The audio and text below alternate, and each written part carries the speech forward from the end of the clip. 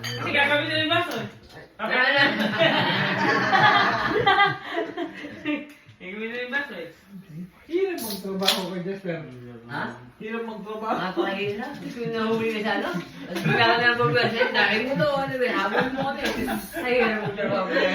Abot ni Ma. Ha? Nasa lang yung sa ito. Andun na. Gagawin nila dito baso eh. Anong poker face? Kailan? November. Or 18. Ay, Sina. Papa-makeup ako, wag ka mag Ay, yung mag-asawa talaga na. Kayo ah!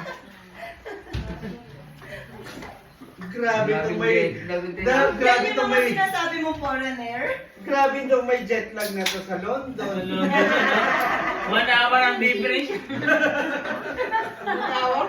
Ay, natawag ka pa. Oh, kata kayo happy birthday. Kata niya happy birthday si Toto. Hindi makikinig na. Ayos na. Oo nga, birthday ni Good Jesper ah. Jesper, Sino naman? belated.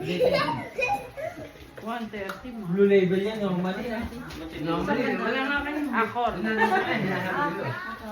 Pag nanginig mo, Hirap na hirap yung galing sa Pilipinas kumpara sa London. Mahal. Iba talaga UK oh. Oo nga. Ibang tama ng UK. ganun pala yun. Ayoko na. 1 hour difference yun eh. Advance sila ng 1 hour eh. Lagi ano? Kaya hindi ko tulad sila ng wala. Naabas din nila. Oh, oh, oh, happy birthday to you. Happy birthday to you. Happy birthday, happy birthday. Happy birthday to Wala daw, sabi ni Michelle. Ayun siya. Hindi na ako natutulog. Nag-iisip ka. Very good, my friend. Tulog may jet lag na. Hirap kaya, 1 hour eh. Sabi mo, nagkaroplano kaya kami. Ganda. Ah, Finish na? 1 hour. Nag-stay na 3 hours.